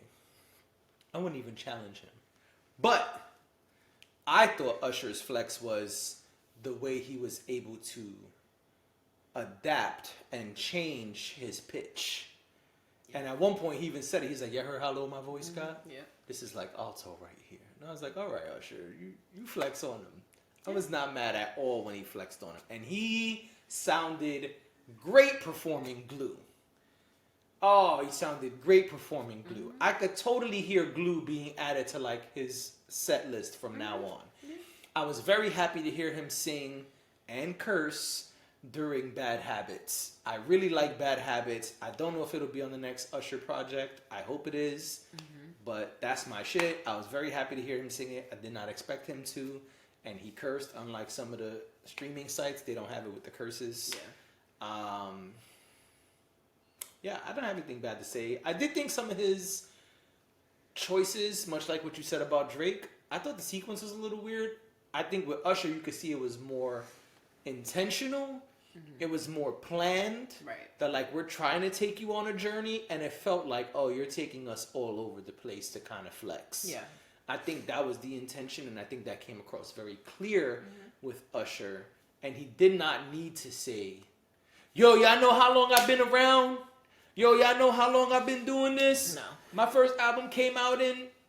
He just was like, "All right, I've been here for a while. Let me show y'all what I can do." The most he said was, "How many of y'all..." How many, he was like, "Well, this is how we..." He said something like, "This is how we're going to see who's been around," and then. But that was a weird moment because after all of that, he performed "Daddy's Home," and I was like, "Why are you asking niggas about?" I was confused about. Why'd you ask niggas about "My Way" and all this other shit? And 8701 and Confessions, and then go to Daddy's Home. Yeah, that was odd to me. That was weird. That I noticed that, and I was like, "Daddy's Home." I mean, cool. I like Daddy's Home. It was just weird that you went through that whole thing for that. But besides that, I ain't got shit bad to say. Usher was great. He was killing it. Usher's always great. Usher, I said this when we talked about Glue, that Usher stays true to who he is. Yep. He stays true to what he does. Yep. And I'm going to respect that every time. I have nothing bad to say. Other than, yes, the Daddy's Home thing was a little bit strange. But I was enjoying myself. Well, your boy didn't make it from Tiny Desk. Who? What's his name? Eric Superstar. Eric Bellinger? That's him? Yeah. What do you mean he didn't make it? He wasn't the backup singer this time. Oh, no. I'm sure he's busy making music with someone else at the moment. But yeah, no, I thought he was incredible.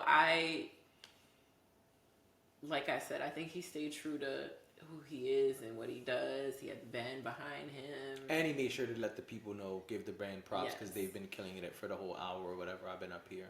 Which I enjoyed. Always appreciate that. I enjoyed that because I feel like that's a very a seasoned artist thing to do. Yep. I remember, I always talk about watching concerts back in the day, and I feel like that was always something that was kind of cool when an artist would make sure they acknowledge the band and their dancers and their background singers. And I don't know. I mean, I guess I don't go to enough shows at this point to know if that's still happening, but I do appreciate when I see it. So every artist doesn't do it. It's like you said, seasoned or people who truly appreciate and vibe with their band.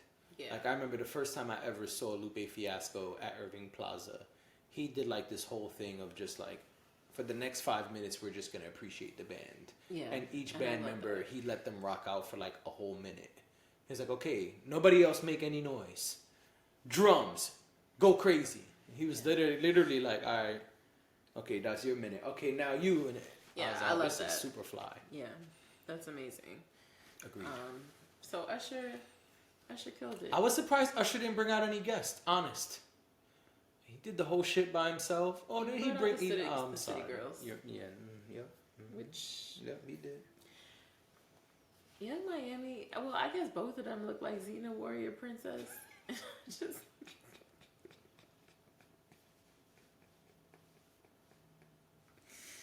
You remember Xena Warrior Princess? Sure do. I used to watch that shit. I used to accidentally watch it. It was not the show I was actually watching. You was watching Hercules? Because they used to come on back to back a lot. Nah, then it was whatever came on after Xena. I would turn to that channel early, and I would end up watching like the last 10 minutes of Xena. And then I would be mildly intrigued, and so sometimes I'd be flipping through the channels. Xena was hot. I'd land on Xena, and She was like this powerful, sexy. I was like, oh, I was young. I was like, all right, yeah, Xena, I see you. I don't know what Xena looked like today, but back then it was like, all right, Xena, you know. Now that I'm picturing Xena, I think Xena's probably still working, if I'm not mistaken. Oh, I don't her know. face, I can like picture her. Doesn't matter. So they look like Xena Warrior Princess, and you know, neither here nor there. It was nice to see City Girls together. Yes. Because there's been a lot of stuff going on, and there have been a lot of rumors that they are no longer going to be seen together. They are no longer a group, etc. And so, yes, it was nice to see them together. But he's got all these records with Little John and Usher. I mean, they didn't need he to is be Usher with Little John and Ludacris and all these other people. He did songs that had rappers on them, and he did his parts. Like he did the Wale Matrimony song. He did another song with Jeezy or two. Yeah, great record. Yeah. I thought some of those people would come out, but they didn't. Same thing like J. Cole. He did some feature records. I thought, oh, he's going to bring out the features. He didn't. Yo, hold on. Oh, okay. Why wasn't J. Cole there when Ari did Shea Butter Baby? Mm-hmm. Come on. That was a disappointment. He's the boss. He was somewhere doing the boss stuff. I didn't like that. I mean, I don't know. I understand it. Yeah. Because he's the administrator, he's got all this other stuff going on behind the scenes. But come on, to not get that verse live. And I also feel like for Ari, maybe it was more of let Ari have her set, let Ari do it on her own. Okay. Not to not support her, but in support of her. I understand. To not take away her shine. Yeah. Understood. Because Ari's so different from what most of the other artists she's the on only their singer. late so and the only woman, if I'm correct. Right. So I feel like you know, she's Dreamville Princess. They probably be like, let Ari be that. And she left because when he brought up the squad, he's like, and Ari's here in spirit. Because I was like, nigga, where's Ari? I told you Ari seemed like she be in the house. She was like, I got to go. She probably was hungry, you know, after doing that show, doing all that stuff all day and whatever. She probably went home or went back to wherever and got some food Put some shea butter on. Put some shea butter on it. And was chilling. Oh, and I was hyped. She performed whipped cream. That's my shit. Yeah. Anyway, back to Usher. She killed it. I have nothing bad to say about Ari. This time. I'm human. I know, I'm messing with you. Because you always pick on me about the Rihanna stuff. I know. So I gotta pick on you about Ari. But listen, somebody said something. I was listening to the Ratchet and Respectable podcast. Demetria said, we have a way where people have a way of making the assumption that if you say something negative about a project that someone does or something that they're doing, that you automatically must hate them. Oh yeah, Joe says that. Not like them and not support them. Yeah, it's a new age thing. And that's just simply not true. Yeah, it's not. I agree. It's okay for me to go to an event that I paid for and have an expectation. And if I feel that that expectation is not met, Right. It's okay for me to say, hey, this wasn't up to my liking. Yes. That doesn't mean that a person is a terrible artist. It doesn't mean that any. Maybe some people are. Maybe that's how you find out. Maybe that's how you find out who can sing and who can't sing. Because sometimes. Oh man, you heard the auto-tune microphones? Yeah. That was interesting. I did. But people say, is it Jeremiah? Who is the singer? It's either Jeremiah or not Bobby Valentino. I think it's Jeremiah, who they say can't sing. Like when people go to see him live, they discover that he can't actually sing. Drake can't sing, and that was on full display. Yeah, but Drake is not actually a singer. Jeremiah is. Oh yeah, you sure? All right. You know what I mean. Drake is a rapper. We consider Drake a rapper, don't we? Yes. We consider Jeremiah an R&B singer. Yes. Not a rapper. Yes. And apparently people go to his shows and be like, wait, what the fuck? I've heard things. You can't sing? And then apparently we weren't allowed to say that for a while because he had COVID and they had started to say that it was because of the COVID that I don't know. My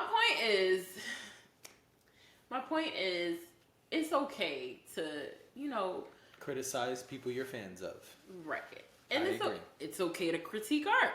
I agree. So I am thrilled that Ari put on a great performance. I would love to see Ari live again, but not in the setting that I saw her in. I was gonna say, but not at Roots Picnic. Not at Roots Picnic.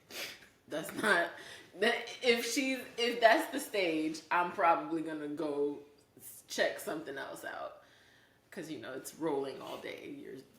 There's multiple shows happening at once, right. So that probably wouldn't be the show that I would prioritize. I would want to see her in a more intimate venue, or at least something that has way better acoustics than her being in an open field on a stage, on a makeshift stage. Understood. So that's that. But we love Ari. Sure I don't have anything bad to say about her today. And do you have any last thought? Oh, we have one more thing we have to get to. What's that? Jonathan Majors. All right, we said that we would follow up. So it's been 2 weeks since the incident happened, 2 weeks since our last podcast, and not a lot has really happened. No. I mean, the lawyer keeps saying that she got all this evidence to support the fact that her client did not do what he's being accused of, but we haven't really gotten that. So right. So we now have confirmed, correct? Was it confirmed to happen in a car? It started in a car. Right. And so there's allegedly footage from the car ride. There's allegedly other evidence. All we've seen are some weird text messages. And so I don't know what y'all believe. I don't have much to say because, like I said last time, I got to see more evidence. Text messages are cool, but you said there's video. And so I would like to see video. Shit. I'm sorry, what? I said, and those text messages ain't shit. The text messages don't paint him in a good light. They do not. They make it look like he did that shit. It was weird that the lawyer put them out. And so she seems like it's also interesting to me that this went from something being very loud and big to now we haven't heard. Very quiet. It's on mute almost. Yeah, I've noticed that. But he is a Marvel star. So I'm just irritated. I don't think Mickey Mouse is going to let you have your business all in the street like that. No. Either. Or Spider-Man, for that, people who don't want me to reference Mickey Mouse. Why wouldn't? Okay. But yeah, I agree. I think that it's being kept quiet for a reason, especially if it was mishandled by his legal counsel in the first place. Sometimes it is easier to kind of hide in plain sight. So maybe that's what's happening. I really don't know.